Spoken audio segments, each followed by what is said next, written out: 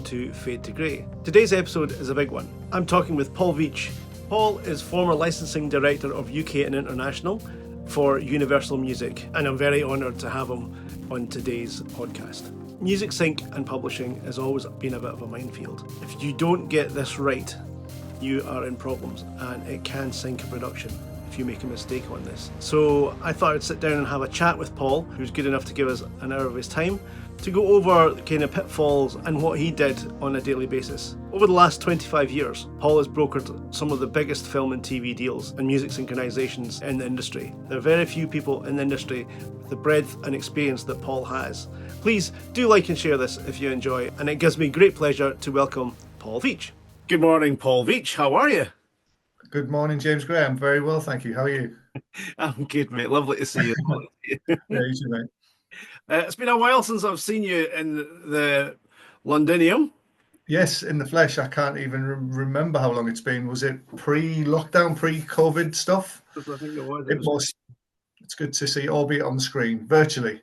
Absolutely. In the kind of flesh, but live and direct from your studio. Yeah, lovely to be with you, man, and nice to see you. So you've just made a big change in your career. You were head of licensing over at Universal, weren't you? Could you talk a little bit about that, please?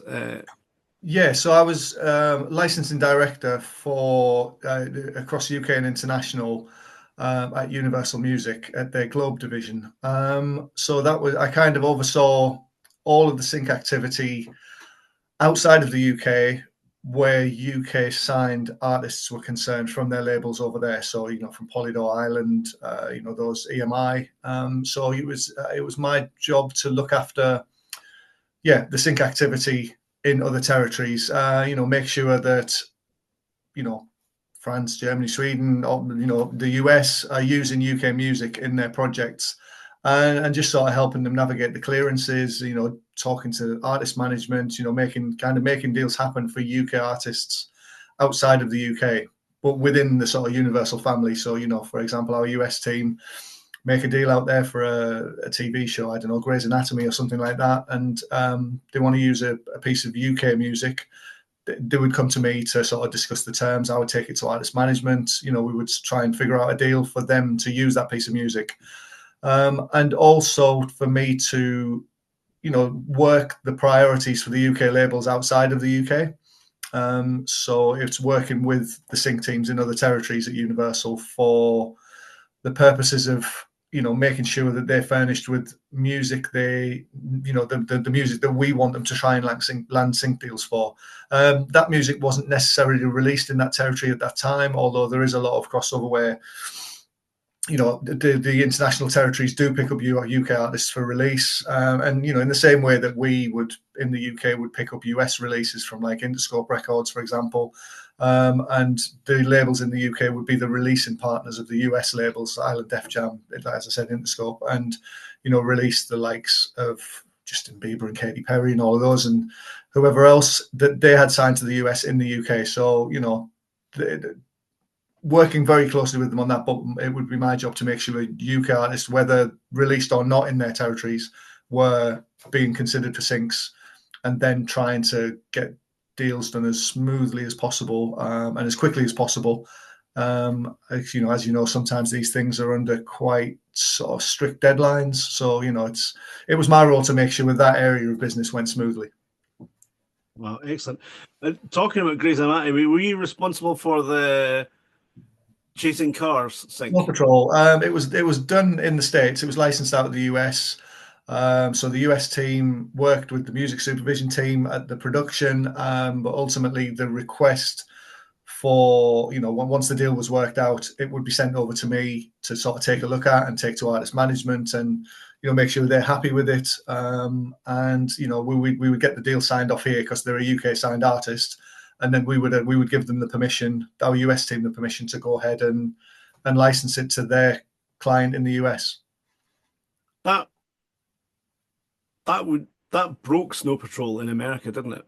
That sync. Yeah, I mean it was huge. It went absolutely off the scale, and it was more than one use. It was repeated uses, and Snow Patrol are one of those bands that was synced really, really well in the US. There was a lot of requests came over. It was a priority for Polydor, and our US team, being the releasing partner in the States, they wanted to try and make it work as well. And so that the global hit was that it was formed. But as we know, a good sync can help break a band. I think Snow Patrol as a band were always destined to do something quite special anyway. Being that band, that album was incredible. But there's many a band have had that little bit of a helping hand with a good sync, a poignant moment in a TV show, a good TV commercial. So it's finding those opportunities, which is what the area of the business that I was with. That was our job to do that in every territory. All of the territories, they've got to find these opportunities. Yes, it's about revenue, but it's also about opportunity as well. The sort of the marketing, the promotion, everything, it's all helped with a good sync. A sync's not the be all and end all, but it's a massive tool to help the people in the marketing teams to help break an act in any territory, really. So I suppose now is probably, I could ask, or maybe I'll backtrack a little bit and ask, what exactly is a sync? So some people watching this or listening to this might not actually realize what, other than something you stand at to do your dishes. Yes, so sync, or as it used to be known, synchronization. It was sync with a H. Now it's sync, just SYNC. It's basically putting music to picture in any form, whether it's a film, a TV commercial, a computer game, an ad.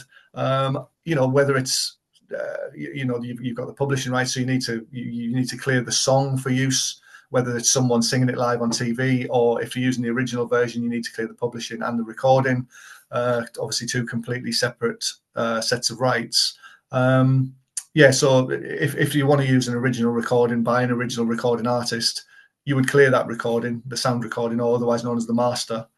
And you would also need to clear the publishing rights with the person that wrote the song, which is not necessarily always the same people. An old sort of one that I always sort of, to explain it to people, is the Bee Gees wrote "How Deep Is Your Love." Take That had a massive hit with it. If you wanted to use the Take That recording, you would still need to clear it with the Gibbs publishers. It's not always straightforward as a singer-songwriter writes a song, performs the song. It's one person you go to on the recording. It's one person you go to on the publishing. It could well be two or three writers, a group of writers that come together and write a hit song for an artist that goes away and records it, and it becomes a sort of worldwide #1 hit. Not always the case, but it makes things slightly more difficult when those three writers are published by three different publishers. So that's essentially four clearances you need to do: three writers, three different publishers, and the recording owner, the master owner. That is basically what sync is. An opportunity to put a piece of music to picture, but making sure that you have all of the moving parts behind it cleared for use, because without one you can't have the other. You certainly can't use a recording without clearing it with the writers. So the publishers are quite important, because it always could be, it could be a cover version, it could be the film star just singing the song as he's walking down the street. You still need to clear those words and lyrics and tune the melody, which was written by somebody. Yeah. And it's, and there's an awful lot of legwork to that. I mean, because that's you chasing after every single writer. There might be disagreements. There might be disagreements about who wrote what, perhaps at that stage when there's money involved. Yeah, absolutely. Yeah, there might be disputes over shares. It might be a band that wrote it together but have since fallen out, and one of them's being difficult, and it kind of spoils the party forever. The other members of the band, the other writers. Thankfully, in my career, I didn't come across that too often. There was instances where it became difficult because of strains within the camp of writers or the band, or like I said, often the same people that record it and write it. So yeah, there can be problems should those problems be there.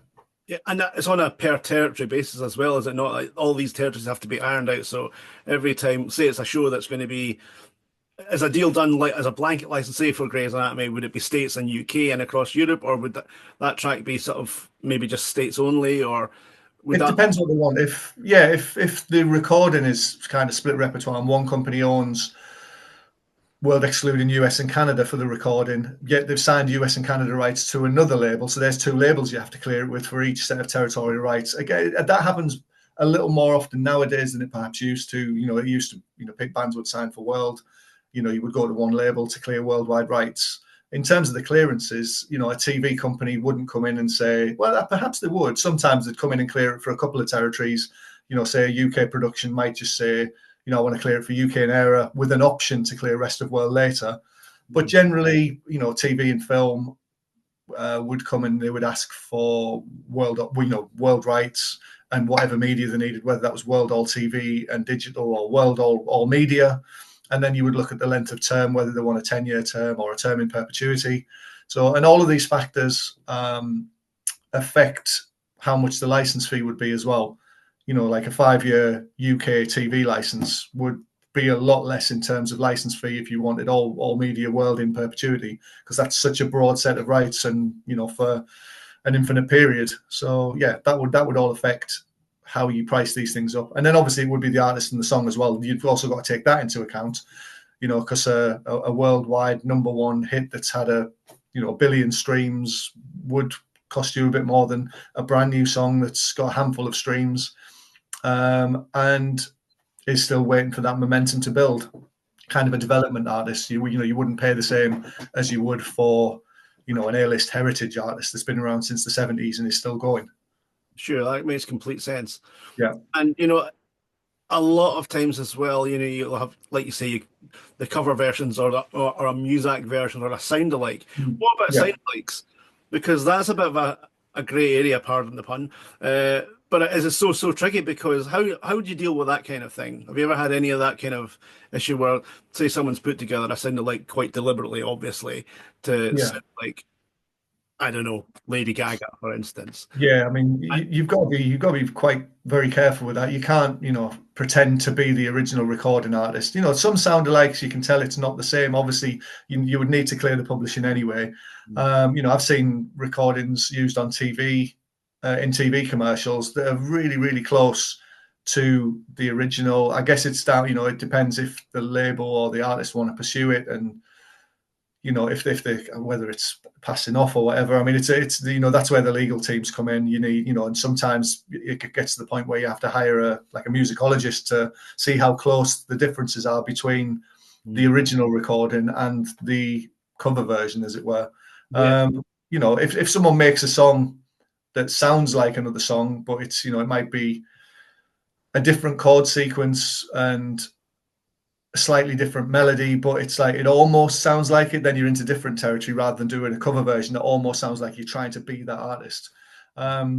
You've sometimes got to take that. I mean, again, I don't think it happens as often as you would think. There are occasions where they've completely ripped off a particular song, and you would need to, that song, or the publisher, or perhaps the recording, the record label would then look to get some legal advice as to what their options are.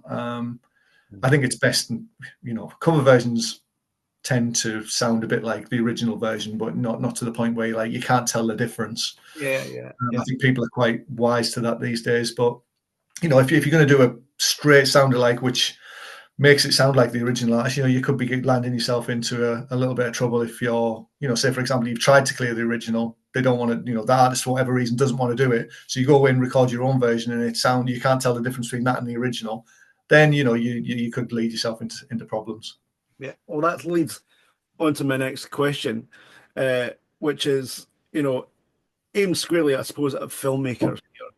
So you're a filmmaker, or a young filmmaker, or you're a student filmmaker, or maybe you're doing your first kind of maybe feature or something like that. Probably not feature, but you're getting on the ladder somewhere. Yeah. And you use some music. Is it better to come to you and ask first, or put it in there and chance it? No, that's a tricky one, because I've seen some people chance it in the past and they've chanced it with the wrong song, and we've had to say, what, if you've got to take it down. We need to see what we can do about this. But it's I wouldn't risk it. I'd try to get the permissions in place, or at least have the ball rolling before you lock your picture, lock the sound to picture, and yeah, it's not worth the hassle. I would almost certainly, if you need to clear a song, approach the right people, have a discussion with them about it before you lock, and always have a plan B, because if it's a big song you're choosing and it's a small film, if the artist in question is a big lover of film, and you can work out a deal which, if it's only a small release or a short or a film for film festivals or something like that, the fees don't have to be astronomical. But to go ahead and just use something and release it without permission, yeah, that's not really. Yeah, I would strongly advise against that. And also, there's deals to be done as well, isn't there? I mean, because you're in the business of selling music, so that track might not be available, say Lady Gaga or whatever, but this Yeah, new emerging artist might be available, and you might get 5 syncs off of that one yeah, artist or yeah. several other artists in that roster. So in fact, it ends up being just by getting in contact, which Mm, companies do want to be contacted. That's the yeah, thing. That's why they're there to yeah. sell music. And I think maybe a lot of people get scared off by that, but it's worth making that point. I think that it's always, always, always worth getting in touch with the company. If they say no, then that's a no. But like you say, plan B. You Yeah. know, Well, any sort of good label or publisher and their sync team would have someone that works a creative angle there.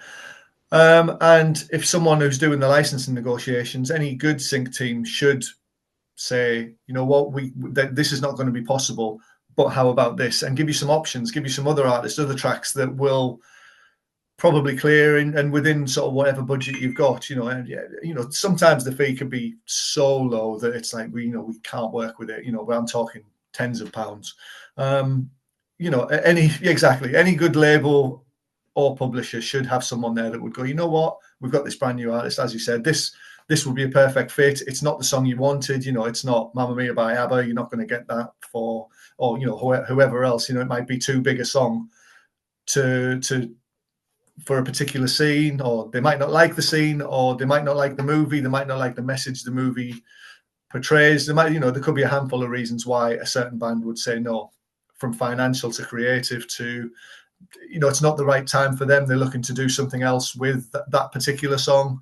Especially, if it comes, we've got this, we want to use it in the end credits, and it's already going to be the opening credits to a different film. They've got to weigh up the options. So, but like I said, any good rights holder should come back and say, you know what, I can't do that song, but how about, there's 3 songs that will probably work. What do you think?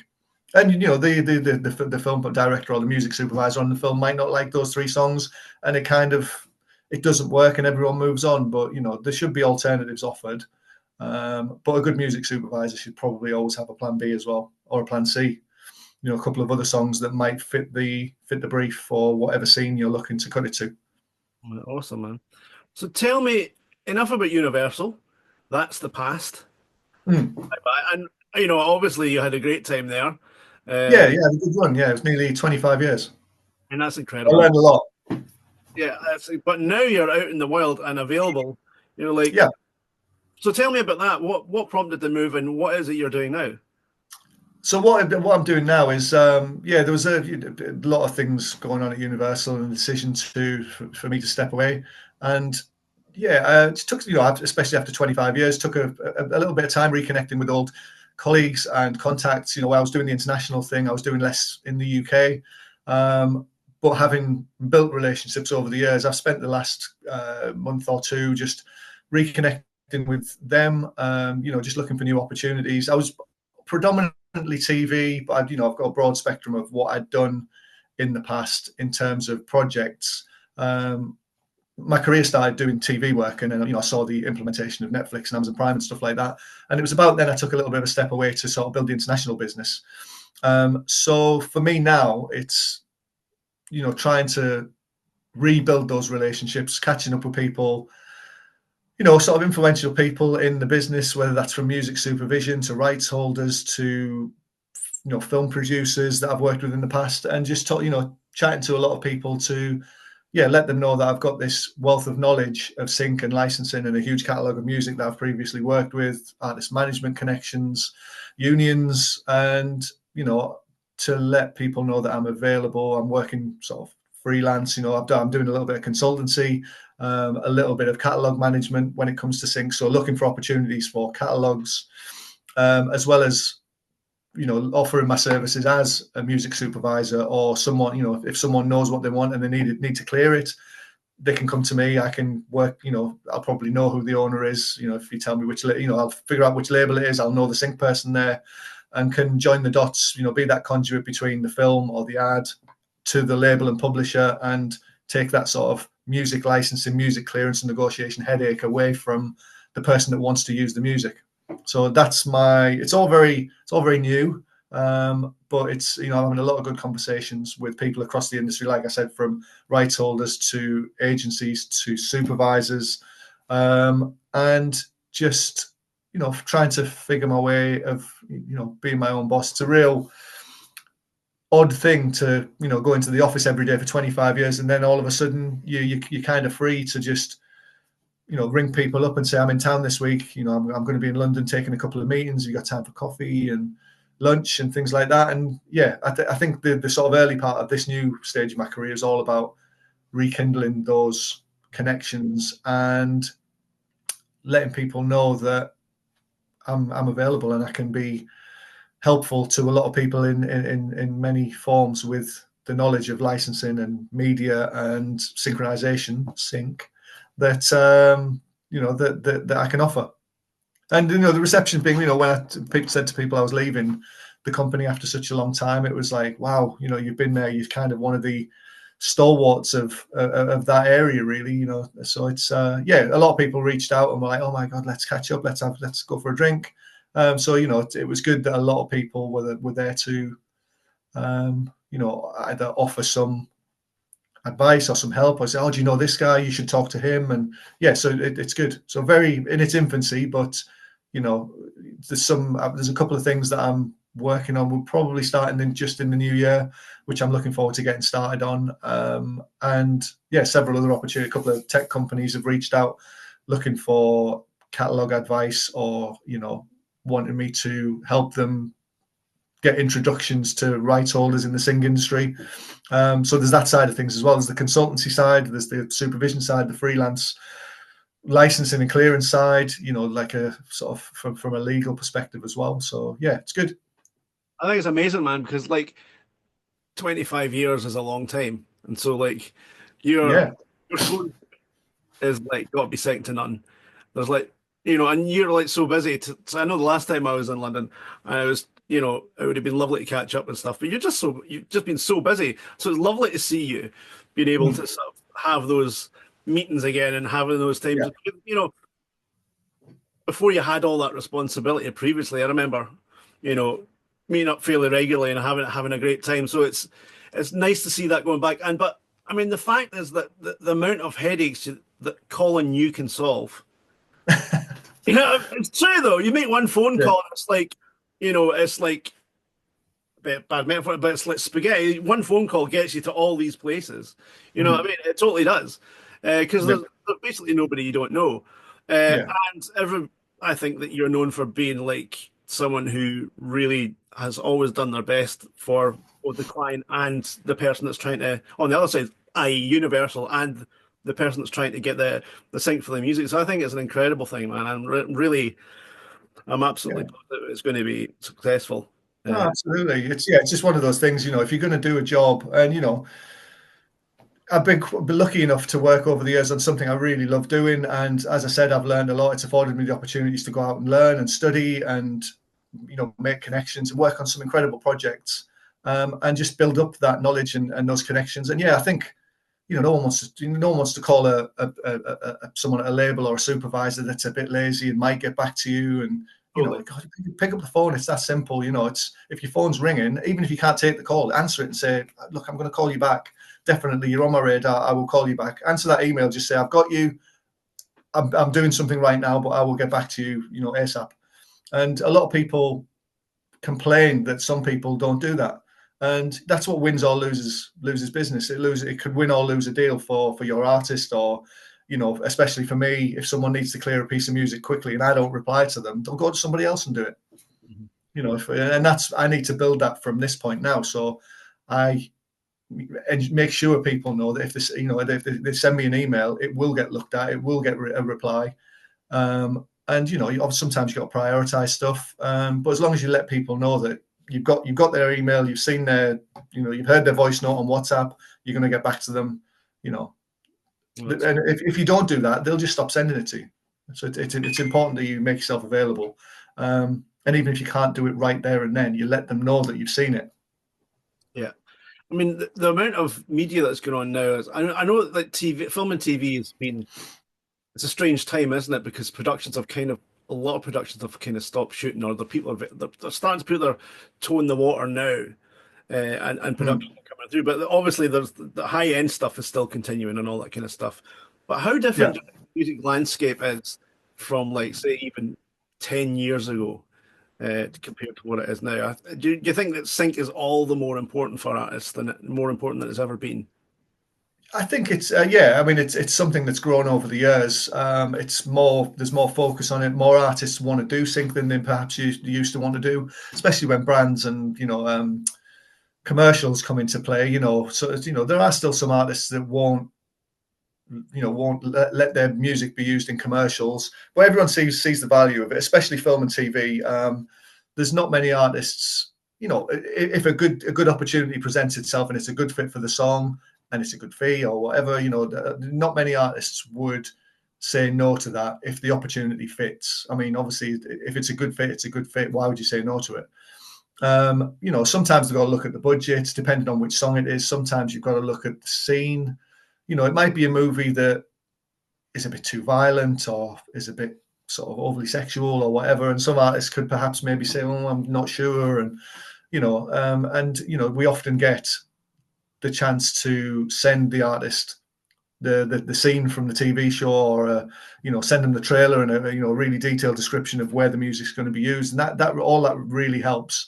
If you just say, you send a short paragraph about the movie, and you send it's on in a disco when this happens. A disco, listen to me, nightclub, club, what are they called these days? In a beefer. Who knows? If whatever the scene may be, if you can show it to them or give them a lot more detail, chances are they're going to be a bit more susceptible to saying yes. When